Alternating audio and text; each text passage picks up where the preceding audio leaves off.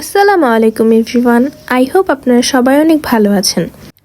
আমরা যতই চাইনিজ কিংবা বিভিন্ন দেশের ফুড খেয়ে থাকি না কেন, বাঙালি খাবারের স্বাদের কিন্তু তুলনা হয় না কোনো কিছুর সাথেই। তাই সেদিন বাঙালি খাবার খেতে চলে গিয়েছিলাম সিরাজ চুই গোস্তে। তো এরপর গিয়ে আমরা খাবার অর্ডার করি। ভাত সার্ভ করার পরে তারা ভাতের উপরে এভাবে ঘি দিয়ে দিচ্ছিল। ঘি আপনার যতটুকু ইচ্ছা ততটুকু নিতে পারবেন। এরপর আমরা অর্ডার করেছিলাম আলু গোস্ত, যেটার প্রাইস ছিল 200 টাকা। এখানে একটা বড় সাইজের আলু কাটা ছিল আর ছিল 4 পিস মাংস, আপনারা ভিডিওতে দেখতেই পাচ্ছেন। আর এটার প্রাইস ছিল 200 টাকা। এরপর আমরা নিতে চেয়েছিলাম খাসির চুই গোস্ত, কিন্তু আমরা একটু দেরি করে যাওয়ার কারণে ভালো মাংস ছিল না, তাই সেটার পরিবর্তে আমরা নিয়েছিলাম বিফ চাপ।